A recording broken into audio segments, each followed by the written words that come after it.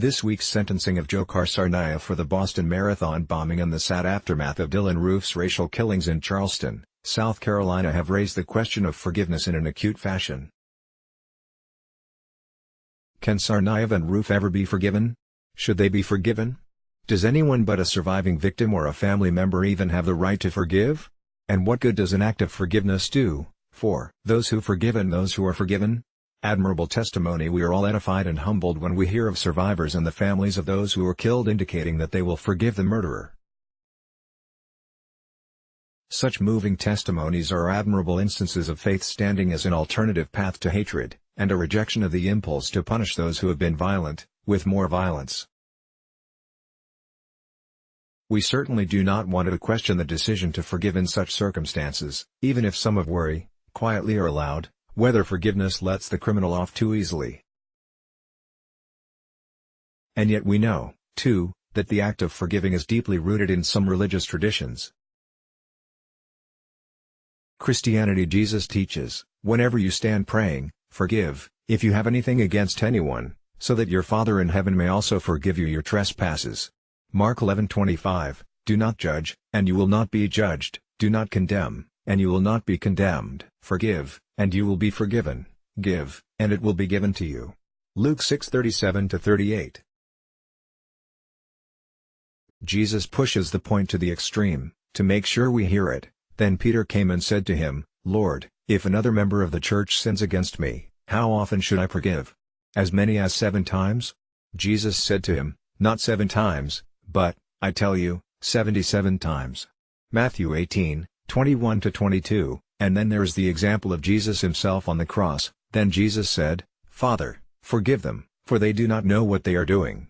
Luke 23:34. Judaism and Jewish tradition, forgiveness can also be a matter of social restitution and reintegration, by way of the forgiveness of debts. We think here of the Judaisms, Jubilee Year http://example.com/ and the wiping away of debts. If any who are dependent on you become so impoverished that they sell themselves to you, you shall not make them serve as slaves.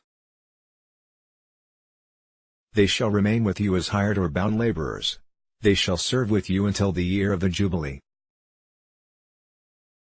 Then they and their children with them shall be free from your authority, they shall go back to their own family and return to their ancestral property. Leviticus 25:39-41. We no longer count against others the debts they have accumulated, but wipe the slate clean and begin again.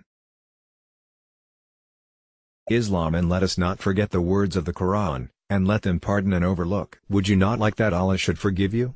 And Allah is forgiving and merciful. Quran 24:22. Buddhist and Hindu traditions. This is not the place to look deeply into the reasons one might find in all our religious traditions for forgiveness, but we can know too, by way of example, the Hindu and Buddhist sensitivity to just how harmful not forgiving, striking back at the evildoer, is for the person who has been hurt and victimized.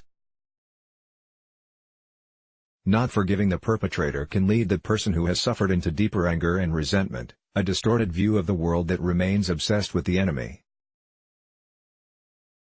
In both traditions, to forgive is to let go of this burden of animosity, liberating oneself from a negativity almost as destructive as what harm might have been done in the first place. But we must ask, what happens after the words of forgiveness?